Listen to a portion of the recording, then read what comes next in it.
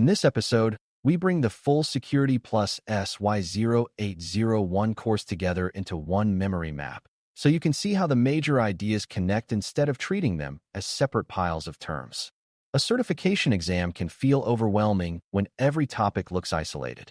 Threats, controls, architecture, operations, identity, cloud, monitoring, risk, compliance, and training can all seem like separate subjects if you study them one at a time.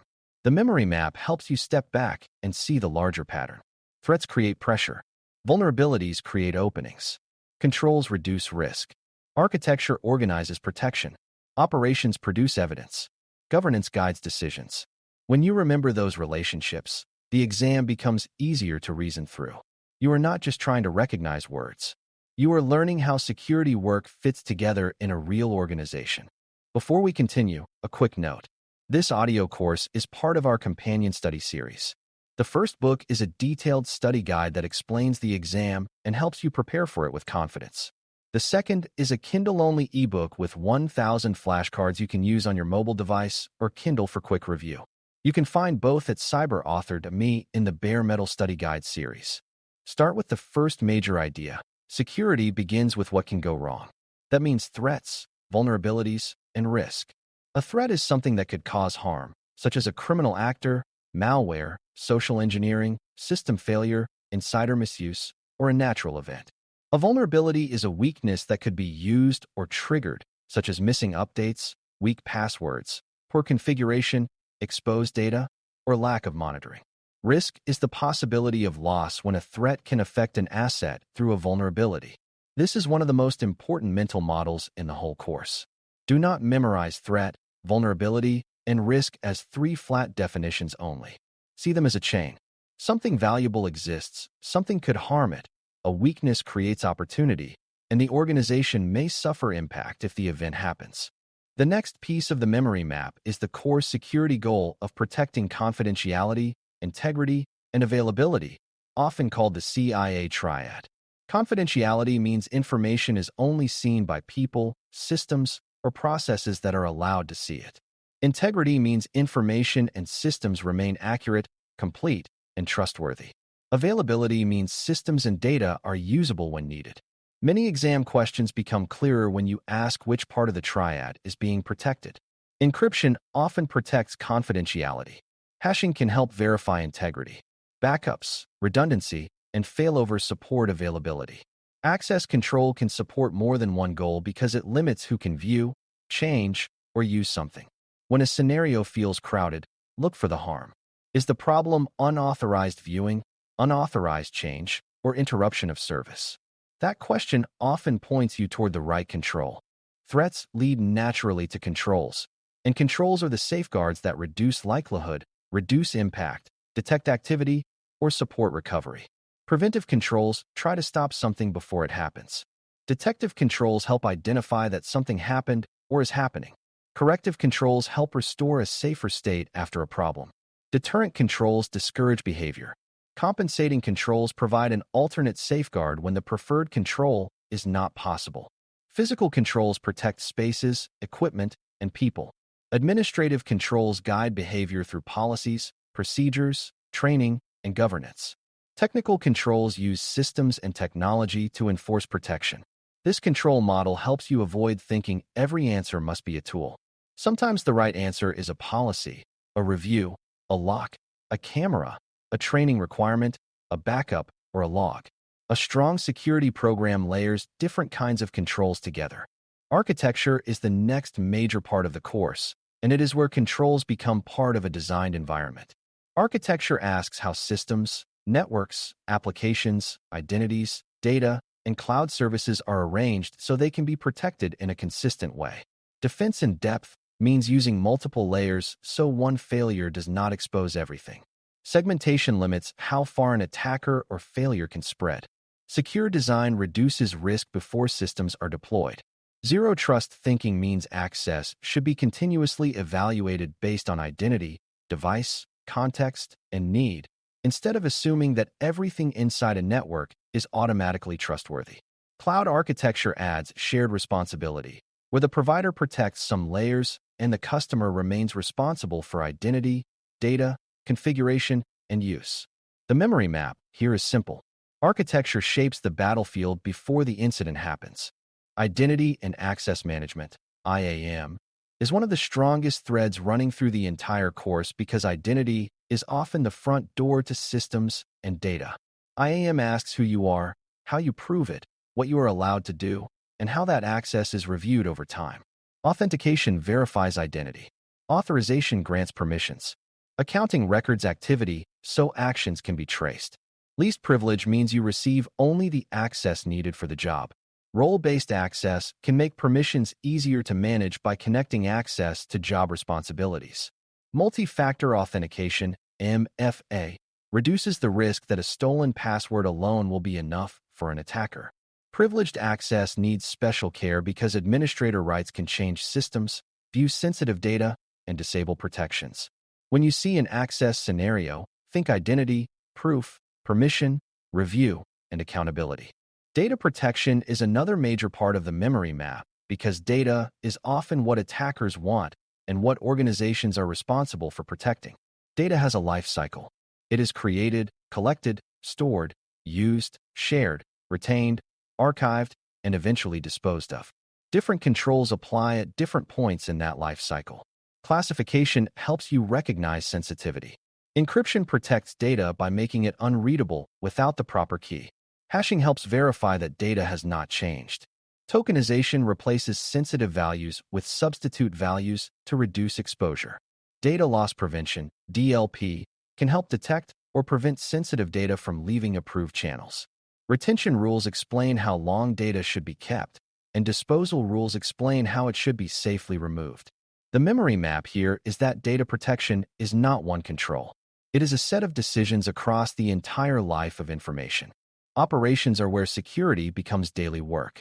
Operational security includes monitoring, logging, vulnerability management, patching, alerting, backup review, incident handling, access reviews, change control, and continuous improvement. A security program that looks strong on paper can still fail if operations are weak.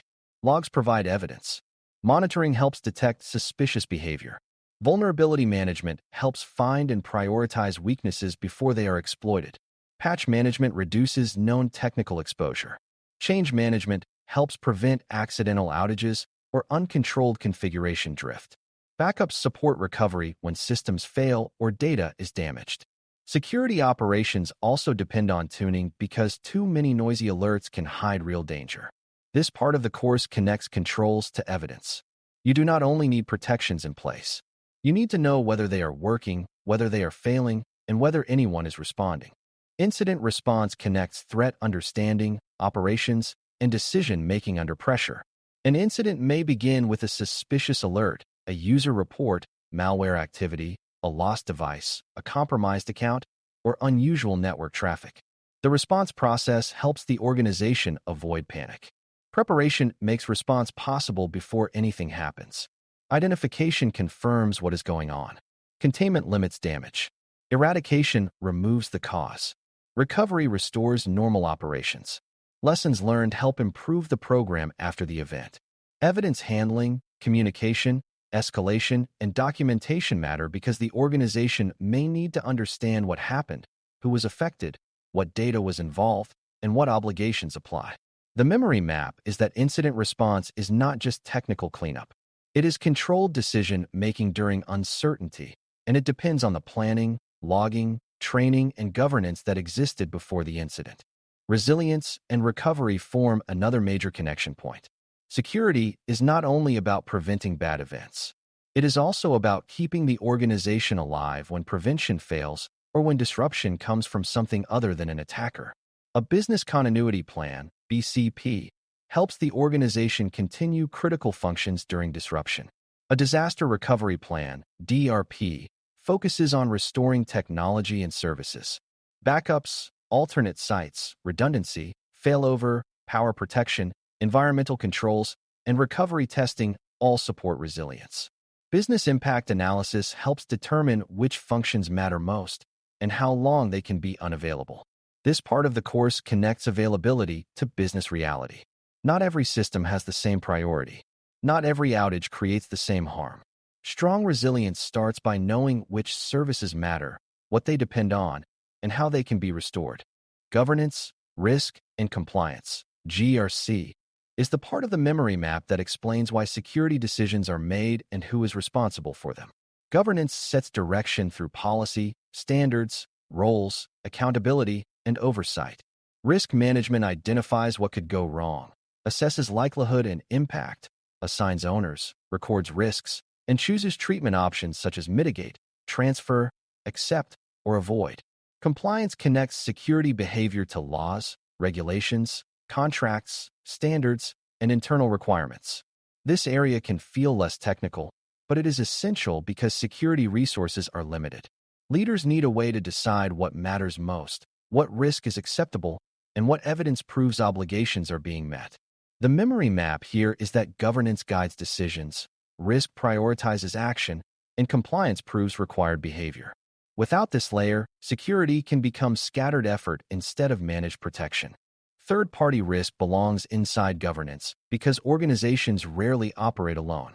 Vendors, suppliers, consultants, partners, service providers, cloud platforms, contractors, and subcontractors can all extend risk beyond the organization's direct control.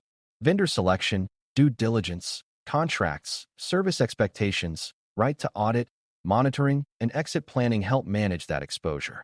Service-level agreements, SLA, define performance expectations. Non-disclosure agreements, NDA, protect confidential information. Statements of work, SOW, define specific tasks and deliverables. Vendor assessments and attestations provide evidence, but their scope and date matter. Lock-in, jurisdiction, geography, and subcontractors can all affect risk.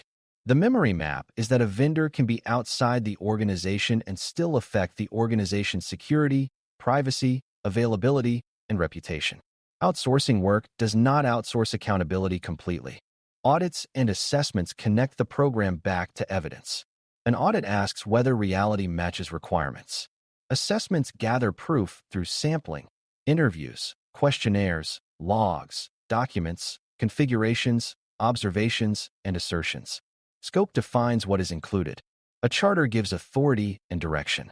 Gap analysis compares the current state to a required or desired state. Internal reviews help the organization check itself. External reviews provide independent perspective.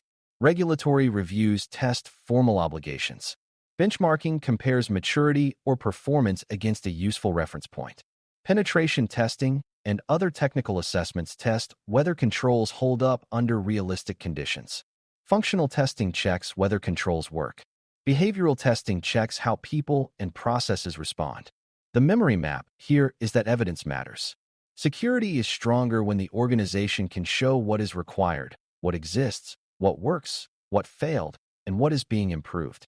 Security awareness ties the whole course back to daily human behavior. People are not separate from security. You are part of the control environment every time you choose how to handle data, respond to a suspicious message, protect a device, report a mistake, approve access, or follow a procedure. Onboarding training sets expectations when someone joins. Ongoing training keeps those expectations fresh. Targeted training focuses on roles and risks. Corrective training helps improve behavior after mistakes. Delivery methods such as a learning management system, LMS, self-service resources, one-to-one coaching, and one-to-many instruction help the program reach people in different ways. Metrics and reporting help measure whether behavior is improving. The memory map is that many attacks succeed through normal moments of trust, pressure, confusion, or convenience. Awareness helps make safer behavior normal. The final connection is that the 5 major domains are not separate worlds. Threats and vulnerabilities explain why security is needed. Architecture and design explain how protection is built into systems and environments. Operations explain how protection is monitored, maintained, and used during real events. Resilience and response explain how the organization survives when something goes wrong. Governance, risk, compliance, third-party management, audits, and awareness explain how decisions are guided, proven, and improved. If you remember one course-wide sentence, make it this: threats lead to controls, controls support architecture, operations produce evidence, and governance guides decisions. That sentence gives you a way to reason through unfamiliar scenarios. When an exam question feels new, ask where it fits on the map. Is it about a threat, a weakness, a control, a design choice, an operational signal, a response decision, a risk choice, or an evidence requirement? The main idea to carry forward is that Security plus SY0-801 is not asking you to memorize disconnected facts. It is asking whether you can recognize security problems and choose reasonable actions based on risk, protection, evidence, and responsibility. The memory map helps you do that. Start with assets and what could harm them. Connect threats to vulnerabilities and risk. Use the CIA triad to understand what kind of harm matters. Choose controls that match the goal. Place those controls inside secure architecture.